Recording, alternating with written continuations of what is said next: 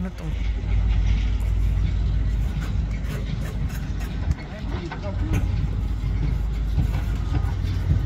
Good day, Concrete Basics.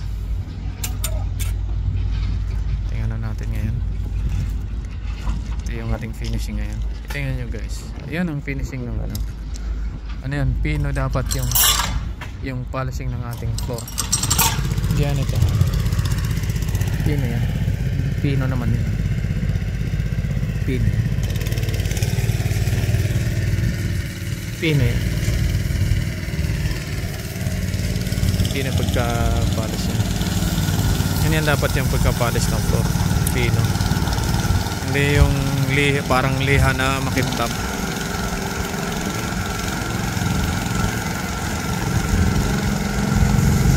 Hindi yung parang liha na makintab. Hindi ganun. Kasi pagka later on nag-polish ka, nag-apply ka ng mga chemical sa ibabaw niyan ng pagtapos na, hindi mo na maalis yung ano na yun, yung parang liha na makintab na yun. Ganun na talaga yun. Ito, pag in-apply mo pa ng chemical yan pagka ano, tapos na yung bahay, pwede mo pakintabin yan, pwede mo lagyan ng wax yan, pwede mo i-popping yan. Ayan yun. Ayan yun. Yung mga nasa ibabaw, mga alikabok lang yan. Pag ano yan, nilinis talaga yan, binapping yan, tanggal yan. Yung ano natin. Yan. So talagang ano yan. Wala naman yung mga gilid na yan. Pag i-wax mo yan, malinis. Malinis talaga. Pero tingnan nyo naman yung ano. Malinis yan. Kasi dito, ito yung kung saan nandito yung brick rebate, ay yung brick. Tawag nila dito sa kahoy na nandito, ito yung area kung saan nandoon yung mga bricks.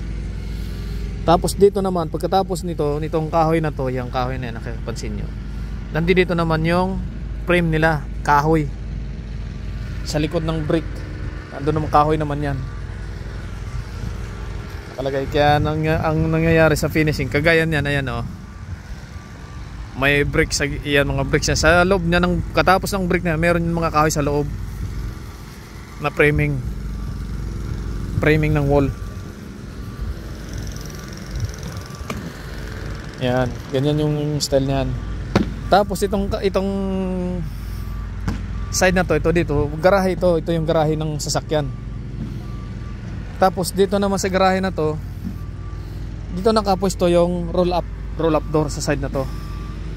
Ito sa area na to, ito sa side na to. Diyan nakapwesto yung roll up door. Dito naman sa side na to, ito nandito yung sa kuryente, nakita mo may bakal siya. Yan, diyan kinakabit yung kuryente. Tapos ito, nandito naman yung tubig. Yung tubig na ano yan dito, ilalabas yan dito. Yung gripo. Yan, dito nakalabas yan. Mga siguro mga ano yan, ganyang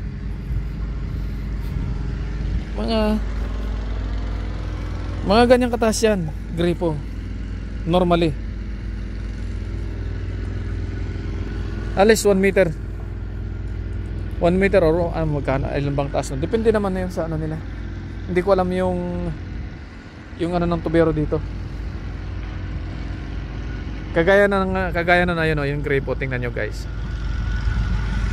kung makikita nyo yan, yung gripo na yan. Ayan, ganyan kataas yung ano, ganyan kataas siguro mga 1.2 lang yan mula sa ground floor, ground height. Ayan, na ganun lang. Wala ngang ano yan, ilan lang yan. Depende kasi talaga yan sa ano nila.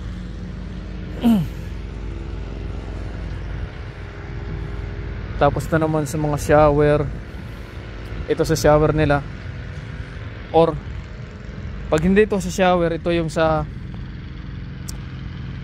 bathtub, or ito shower, ganon. Shower. Tapos yung sa water closet, toilet. Yan. Ganon din dyan, meron ding pareho. May bathtub at saka ano, para sa bathtub, water closet, at saka dito sa kuan niya.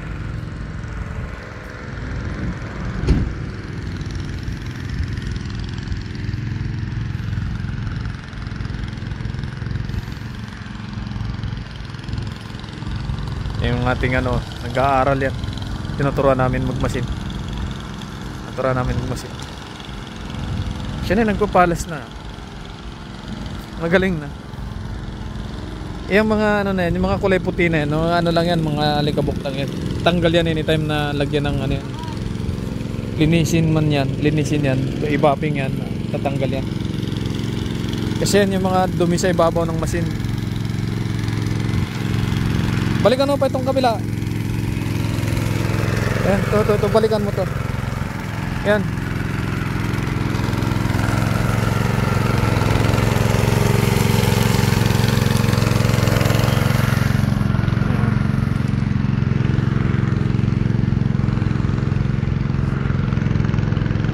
Yan lang yan, pero totally maan yan.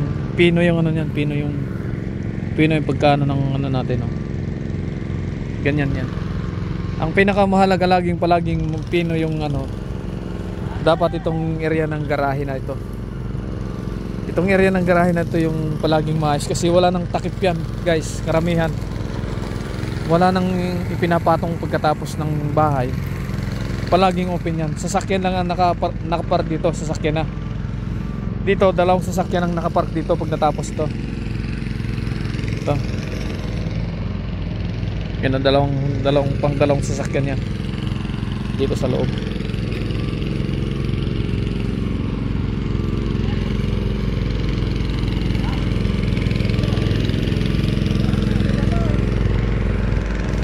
Yan. Malit lang. Ito mga 1 meter lang yata to sa galing sa ano. Ito yung sinasabi ko, ganito yun. Yan. Yeah. Diba? Yan yung gripo niyan.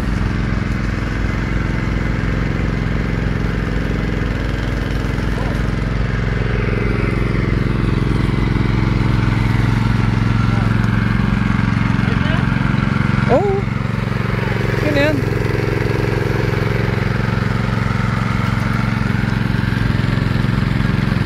Unti-unti na control niya na yung machine. Ba't dito mo daan dito? Dito mo daan pag gano'n. O dyan, okay ka na?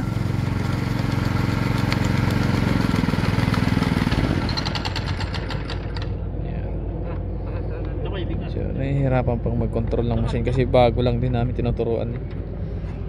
Computer ang pinag-aralan yan, dalawa na yan. Magkaibigan yan, mag-classmate yan ng college. Nandito lang sa akin kasama. Maganda rin naman kasi sahod dito sa amin sa konkreto. Dito mahirap ang trabaho, masarap din ang sahod. Maganda rin ang sahod dito sa amin. Yan. Dalawang machine. Ano idol, ano? Kumusta? Pinagpawisan tayo? Hindi naman gaano. Anong wag mo dyan pukpukin, hindi yan pinupukpuk dyan, loads. Doon yan sa blade pinupukpuk para matanggal yung mga mga tinga-tinga ng semento. Wag mong saktan yung machine ko. Hindi namin sinasaktan ni Jason yan eh. Ilang araw naman lang sa'yo ito ah. Oo nga no. Sorry, tao lamang, nagpapaliwanag lang eh. Nagpapaliwanag naman. Ay, kaibigan mo naman na magiging amo niyan eh. Sino? Si Loren? Ayan, ikumpare mong Jason. Ay, sige, kumpare ka mo.